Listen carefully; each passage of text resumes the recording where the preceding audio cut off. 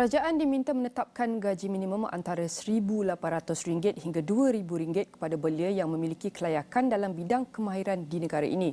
Setiausaha Agung Pertubuhan Kebangsaan Pekerja Berkemahiran PKPB, Muhammad Rizan Hassan, berkata melalui pengalaman pihaknya membantu belia berkemahiran mendapatkan pekerjaan sejak 2020 hingga 2022, didapati sudah tiba masanya kerajaan mengambil langkah itu bagi pemegang sijil kemahiran Malaysia SKM, Diploma Kemahiran Malaysia DKM dan Diploma Lanjutan Kemahiran Malaysia DLKM. Beliau berkata keperluan melaksanakan gaji minimum untuk graduan kemahiran adalah berdasarkan pelindungan yang ditawarkan kepada belia berkemahiran yang sebenarnya berpendapatan rendah. Dan sudah sedia bersama kita dalam talian untuk mengulas lanjut adalah Setiausaha Agung Pertubuhan Kebangsaan Pekerja Berkemahiran PKBB, Muhammad Rizan Hassan. Terima kasih Rizan kerana sudi bersama kami pada pagi ini. Sama-sama.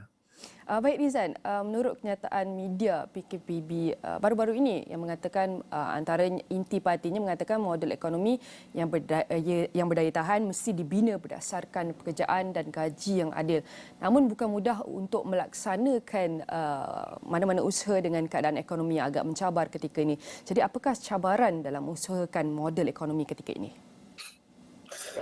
Kalau kita bercakap soal tekanan ekonomi yang agak mencabar ni bukan saja baru di Malaysia ataupun selepas COVID-19, tapi sering dijadikan alasan oleh banyak pihak, khususnya pihak industri apabila kaum pekerja kita ni menyentuh tentang soal gaji yang adil buat mereka. Sebenarnya bagi kami di lapangan ni, bagi mengusahakan model ekonomi yang berdaya tahan, kami rasa ada dua perkara yang perlu diperkuatkan sebenarnya. Yang pertama sekali adalah soal pembangunan modal insan yang mantap dan kukuh perlu diutamakan. Ianya perlu dimulakan dari segi gerakan pendidikan dan juga latihan yang tersusun. Sebab kalau kita tengok soal pembangunan modal insan di Malaysia ini, kenyataan yang paling mengejutkan apabila pada tahun lalu lepas SPM 77% tidak berminat untuk menyambung latihan ke bidang pendidikan tinggi maupun latihan kemahiran. Jadi mesti ada sesuatu yang tidak kena, sebab kita rasakan amat mustahil golongan muda kita tidak ada keinginan untuk melanjutkan pelajaran mereka. Kedua dalam soal memantapkan modal ekonomi ni ialah yang keduanya ialah pembangunan generasi muda yang punya jati diri yang kuat, perlu ada lah. Ini yang kita lihat cabaran yang terbesar hari ini dan juga sebelum ini apabila dua perkara ini benar-benar menghantui pemain-pemain industri di negara kita ni. Kenapa kita terlalu banyak memikirkan hal yang besar sehingga kan konten ekonomi yang dua perkara ini kita lihat terlalu kecil yang akhirnya sebenarnya akan menyebabkan ekonomi kita tidak bergerak kerana kurangnya tenaga kerja yang berkemahiran dan juga jati diri pekerja kita. Jadi banyak negara juga, negara maju mempunyai kejayaan perindustrian mereka kepada sistem pendidikan dan latihan teknikal dan vocational mereka yang agak cemerlang atau kita panggil TVET. Di Jerman dan Switzerland sebagai contoh, TVET dianggap setara atau lebih tinggi dengan pendidikan akademik. Sebelum kita harapkan usaha kerajaan naikkan dan tetapkan gaji minimum pekerja lulusan TVET ini, mungkin ramai yang tak faham kepentingan untuk menetapkan gaji minimum kepada lulusan ini. Jadi bantu kami faham mengapa pentingnya kita memahami TVET ini perlu dianggap setara atau lebih tinggi dengan pendidikan akademik ataupun kepentingan kepada industri juga. Okey, kalau macam saya katakan tadi, dua perkara itu selalunya sedikit sebanyak terlepas pandang dalam kita merangka sesuatu untuk ke depan. Okey, kalau kita tengok negara-negara barat pun, negara-negara luar, soal pembangunan modal insan dan juga pembangunan jati diri generasi muda itu mereka perkukuhkan sebelum ada inisiatif yang lain. Soal gaji minimum ini ataupun gaji minimum untuk golongan belia berkemahiran ini sebenarnya tidak menjadi satu masalah kepada industri untuk meletakkannya ataupun menyokong jika arahan itu dikeluarkan oleh kerajaan. Tetapi soal keyakinan industri terhadap kualiti, terhadap jati diri, terhadap kesungguhan tenaga kerja tempatan, itulah yang menjadi, kata orang tu, cabaran yang terbesar sebenarnya.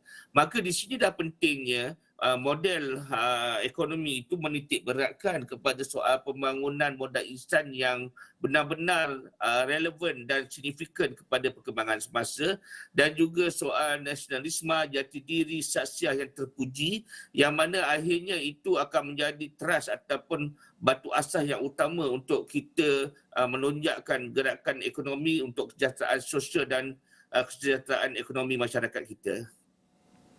Dan kita tidak dinafikan mungkin ramai yang rasa kelulusan TVET ini masih dalam golongan low class dalam peringkat pendidikan, ataupun dikata it's a bare minimum kalau kita nak cakap, okey, kalau kita tak perlu pendidikan tinggi-tinggi, tapi kalau kita hanya akan memenuhi pekerjaan yang memerlukan skill saja, TVET ini sudah cukup. Dan selalu pekerja daripada kumpulan yang sering terpinggir dalam masyarakat, TVET ini adalah seperti pekerja muda dan juga wanita. Jadi bagaimana kita nak tarik lebih minat mereka, lebih ramai golongan belia menyertai latihan kemahiran teknikal dan vocational TVET ini pada masa akan datang, selain menetapkan gaji minima, sebab kita tak mahu mereka mengambil bidang sekadar mahu gaji itu. Jadi apa usaha yang boleh dilakukan oleh kerajaan dan organisasi yang sedia ada untuk menggamit setiap peluang yang ada untuk penambahbaikan?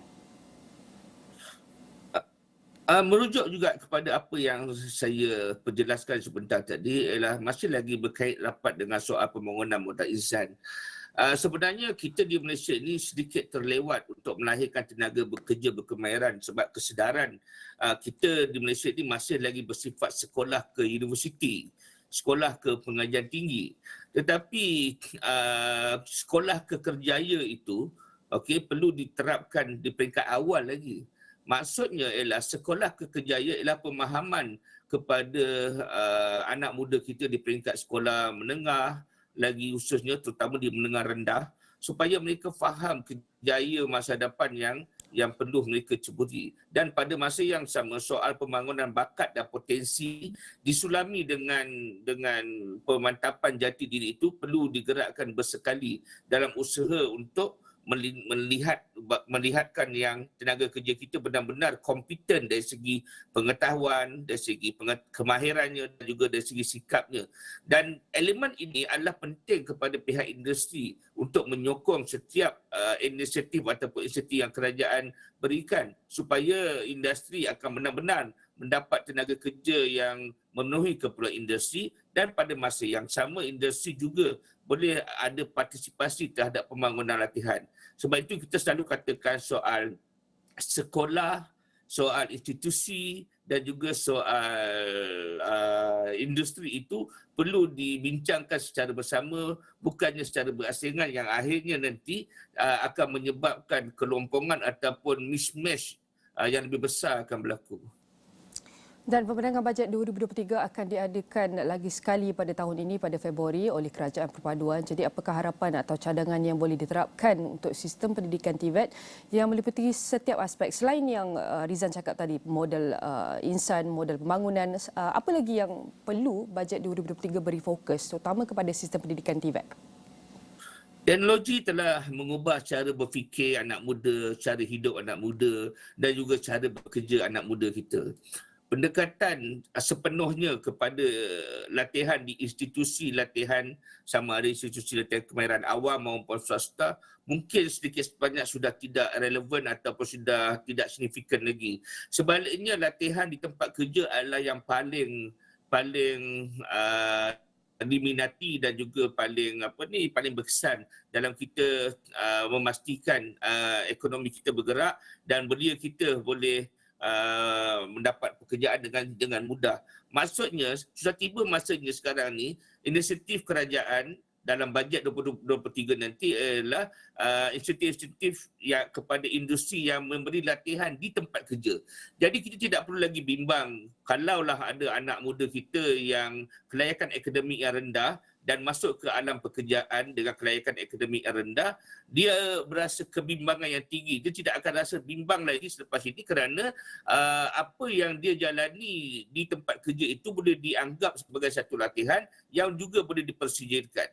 Dan kaedah inilah yang sebenarnya diamalkan oleh Jerman, Switzerland dan sebagainya yang dipanggil teaching factory. Di Malaysia kita tidak mengamalkan teaching factory, sebaliknya menekankan kepada on-job training yang sebenarnya sudah tidak lagi relevan. Sebab itu kita rasakan dalam 2023 bajet nanti kerajaan dapat melihat peranan industri yang lebih besar. Bukan sahaja memberikan pekerjaan tetapi industri juga adalah tempat untuk memberi latihan kepada generasi kita. Baik, seperti apa yang Rizan cakap tadi, dengan keadaan ekonomi semasa ini kita tidak boleh berikan dia sebagai alasan kerana ini bukan perkara baru. Sudah tentu kita ada perlu pendekatan ataupun solusi segera untuk bagaimana kita boleh memberi fokus yang padu kepada lulusan TVET ini agar kita mereka ni sebagai penyumbang kepada ekonomi negara juga, dan sudah tentu banyak usaha yang perlu dilakukan pada masa akan datang agar kita dapat memacu lagi pemain industri daripada kelulusan TVET ini. Sekali lagi saya ucapkan terima kasih kepada Muhammad Rizan Hassan, merupakan Setiausaha Agong Pertubuhan Kebangsaan Pekerja Berkemahiran. Terima kasih.